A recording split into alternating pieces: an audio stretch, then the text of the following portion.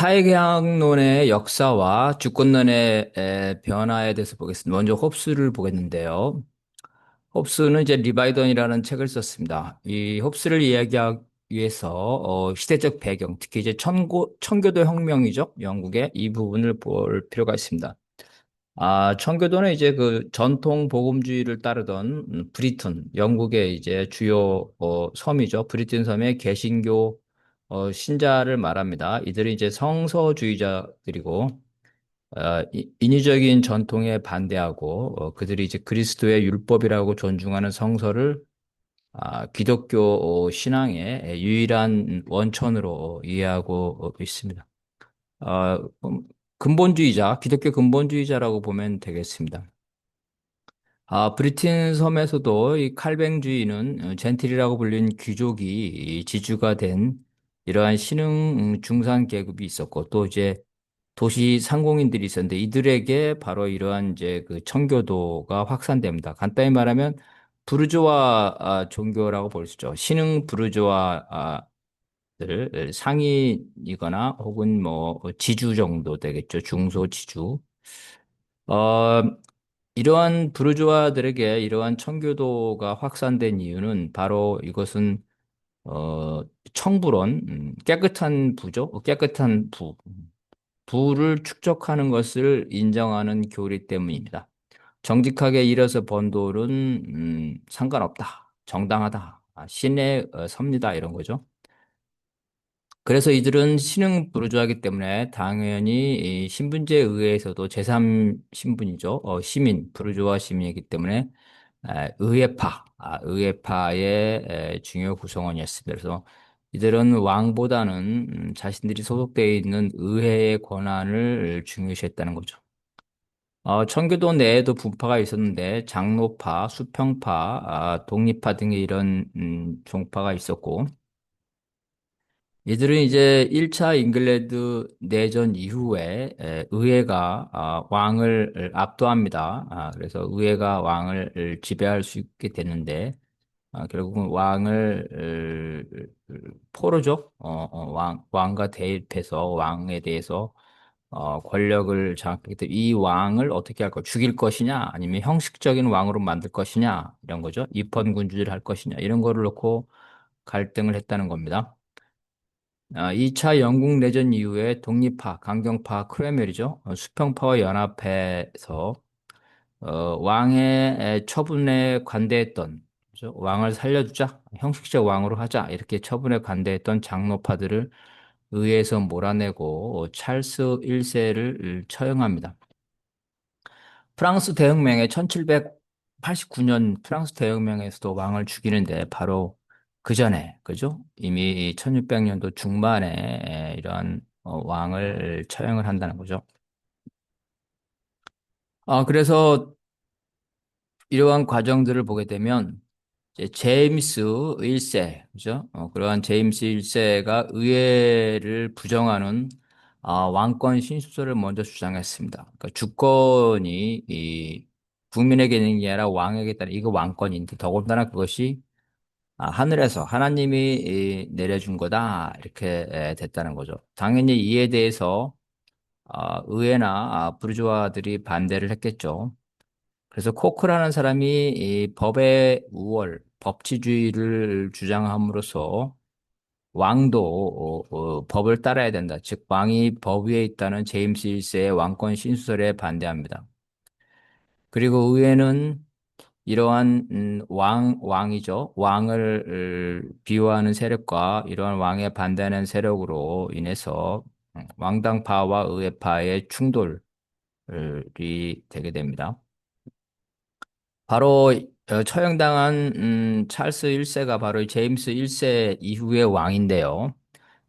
왕권을 더 강화하고자 위해서 절대주의를 한층 더 강화해서 의회의 승인도 없이 이 관세를 징수하고 선박세를 부과합니다. 보통 세금을 올리려면 그 재산을 가지고 있는 자들이죠. 부르주아 계급죠. 부르주아 계급이거나 그 봉건 계급 지주들이죠. 협의를 해야 되는데 바로 신분제에 의해죠. 협의 없이 세금을 늘렸다는 겁니다. 헌금, 그리고 또 공채, 채권을 발행해서 강제로 사게 한다는 거죠. 여기 응하지 않는 자들은 투옥했다는 겁니다. 또한 왕이 자신의 이제 친위 군대죠. 상비군을 키우면서 이 병사를 민가에 무료 숙박시키고 그렇죠?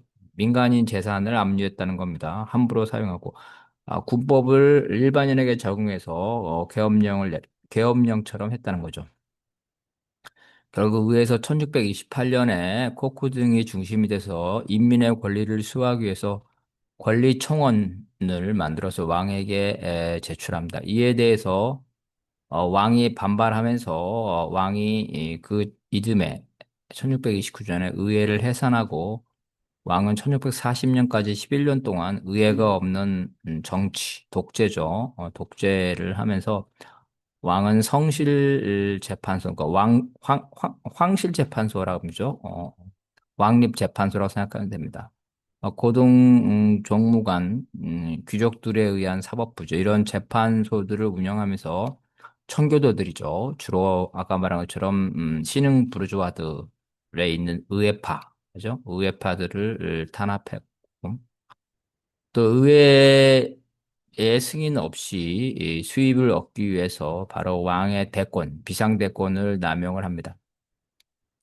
그런데 왕은 장노파가 우월한 스코틀랜드의 이러한 국교죠, 국교를 강요하려 함으로써 전쟁의 위기를 자초하고 이 전비를 얻기 위해서 40년의 소위 장기의회를 소집하려고 합니다.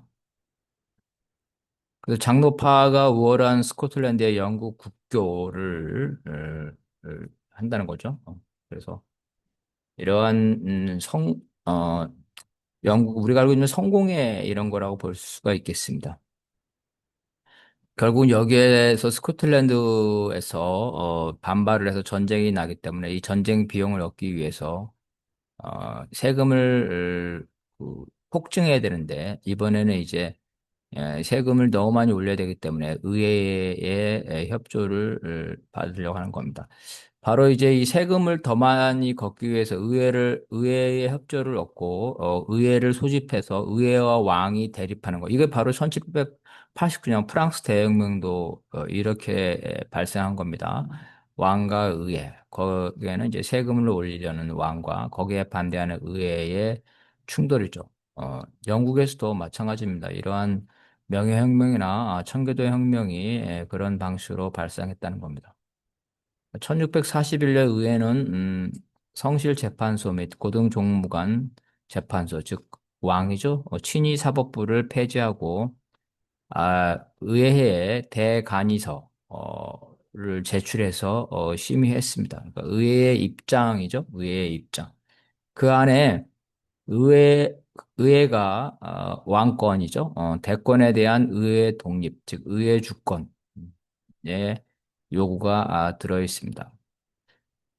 바로 여기에서 이제 의회 내에서 왕당파들이 있겠죠. 그래서 압도적 지지를 얻지 못하고 11표, 뭐죠? 라는 근소한 차이로 가결됐습니다. 의회 왕당파들이 아직도 있었기 때문에 의회 주권이 간신히 통과됐다는 겁니다. 이렇게 해서 이제 왕당파와 의회파가 대립하게 되고 의회는 이제 그 왕에게 대권을 포기해라. 왕의 독재 전제를 포기하고 의회에게 국가의 주권이 있다을 인정을 했지만 왕이 거부하면서 내란이 일어나게 됩니다. 그래서 이 내란에 보게 되면 이제 반란이죠. 혁명파, 의회파에는 이제 자유농민과 상공업자, 청교도들이죠. 그래서 부르주아, 신흥 부르주아 계급이 많았고 왕당파 대부분은 이제 국교, 영국 성공회죠. 국교는 이제 그 영국이 로마의 카톨릭에서 독립돼서 국왕을 교지로 하는 영국 국교를 만들었는데 당연히 이제 왕당파들이 국교에 들어있다는 겁니다. 일부 로마 카톨릭도 왕당파에 속했다는 거고요. 그래서 혁명이 일어난 초기 2년 동안은 국왕, 왕당파 군대가 우세했으나 결국 의회의 군대가 왕의 군대를 제압하는데 바로 이제 그 지도자가 크로멜이라는 겁니다. 이제 크로멜은 바로 이러한 신흥 부르주아 청교도인이죠. 자유농민을 중핵으로 하는 기병대를 조직해서 1644년 국왕 군대를 마스톤 무에서 격파합니다. 그는 이 철기대죠. 이게 철기대. 그러니까 철기대니까 중무장한 기병대라고 보면 되겠습니다. 이를 본때서 1645년에 신형군이라는 새로운 군대를 편성하고 레이지비 전투에서 국왕군에게 이기면서 이러한 크로멜이 결정적 승리를 얻게 되고 더군다나 왕을 체포까지 하게 됩니다. 그러나 이제 이러한 왕에 대해서 승리를 했고, 1차 내란이 종료했지만, 의회파 내부에서 또, 대립이 부각이 됩니다. 먼저, 청교도 주류인 장로파, 온건파죠. 크레멜의 강경파, 독립파의 대립입니다. 그래서 장로파, 온건파는 국왕과의 합평을 고려한 데 대해서 크로멜의 독립파는 항전을 주장했다는 겁니다. 또 양파의 개혁 노선에도 약간의 차이가 있었는데, 그, 의회 주권이죠. 의회에게 주권이 있고, 군주제를 제한해야 된다. 일종의 입헌군주제 형태로 해야 된다는 점은 공통됐다는 거죠. 어쨌든, 왕의 전제에 대해서는 반대했다는 겁니다. 이들 양파에 대한 제3의 세력이 수평파였는데, 이들은 이제 런던의 수공업자, 직인층, 숙련 노동자라고 보면 되겠습니다. 숙련 노동자, 고급 노동자죠. 상층 노동자, 공화제, 그다음에 인민주권, 보통선건, 기본적 인권 등을 주장했다. 수평파, 그죠? 수평파는 노동계급인데 상층 노동계급이죠. 그래서 평등에 대해 관심이 많기 때문에 수평파다. 공화주의와 인민주권, 보통선거, 기본적 인권. 왕제, 왕이죠. 이런 왕의 제도, 군주제 폐지를 요구하는 이런 거죠. 그래서 이러한 독립파가 군 간부를 기반으로 했는데, 이러한 수평파는 바로 이제 상층 노동자이기 때문에 병사죠. 병사나 뭐 하사관, 이런 하층 군인을 중심으로 세력을 커져가겠다. 그 왕이 포로가 된 상태에서 이 같은 그 온건파죠. 중앙의 온건파, 장로파와 강경파인 독립파의 대립이 있었고 바로 바깥에 이제 제3세력으로서 수평파, 어, 상층 노동 계급의 세력이 있었다는 겁니다. 이러한 분열은 군부의 분열로 이어지게 됐고 결국은 스코틀랜드와 결탁한 온건파, 장로파가 제2 내란을 일으킵니다. 그러니까 첫 번째 내란은 이제 왕에 대한 거고, 두 번째 내란은 온건파에 대한 거죠. 그래서 이 온건파의 내란에 대해서 강경파인 독립파, 크레멜과 수평파죠. 상층 노동계급죠. 손을 잡고 결국은 1648년 전투에서 승리를 하고 장로파, 운건파를 완패하고 왕을 다시 체포를 하게 됩니다. 그 뒤 이 장로파 의원이 의회로부터 추방되고 온건파가 추방되죠. 이 온건파들이 바로 스코틀랜드에서 왕이죠, 왕을 내세워서 반란을 했기 때문에 그래서 독립파, 크로멜 진영으로만 구성된 어, 잠부의회라는 건 이제 온건파를 쫓아내고 나머지 독립파를 중심으로 한 의회를 구성했다는 거죠. 그래서 국왕에 대한 재판을 감행해서 1649년에 국왕을 처형을 합니다. 제임스 1세를. 1649년에 처형했으니까 약 그 150년 앞서서 프랑스보다 150년 앞서서 왕을 처형을 한 거죠.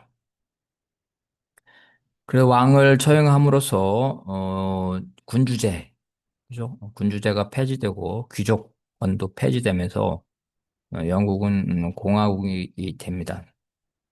현재 영국이 이 군주제이지만 이 공화국, 일시적으로 공화국이 된 시절이 있었다는 겁니다.